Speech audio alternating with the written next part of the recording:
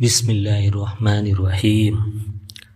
حضرت ابو ہریرہ رضی اللہ عنہ سے روایت ہے کہ رسول اللہ صلی اللہ علیہ وسلم نے فرمایا، تم میں سے کوئی بھی ہرگز کھڑا ہو کر پانی نہ پیے۔ اس حدیث کو امام مسلم نے اپنی صحیح مسلم کے اندر بیان کیا ہے۔ اس حدیث میں موجود ممانعت کو تحریمی طور پر معمول کرتے ہوئے اہل ظاہر نے کہا ہے کہ کھڑے ہو کر پانی پینا حرام ہے، لیکن جمہور علماء اسے کراہت پر معمول کرتے ہیں، یعنی کھڑے ہو کر پینا حرام نہیں بلکہ مکروہ ہے۔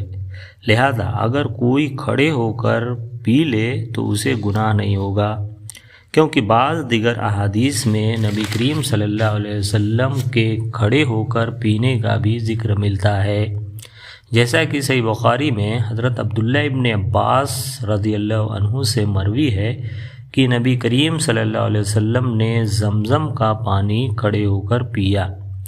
نیز صحیح بخاری ہی میں ہے کہ حضرت علی رضی اللہ عنہ نے بیان کیا کہ رسول اللہ صلی اللہ علیہ وسلم نے کھڑے ہو کر بھی پانی پیا ہے۔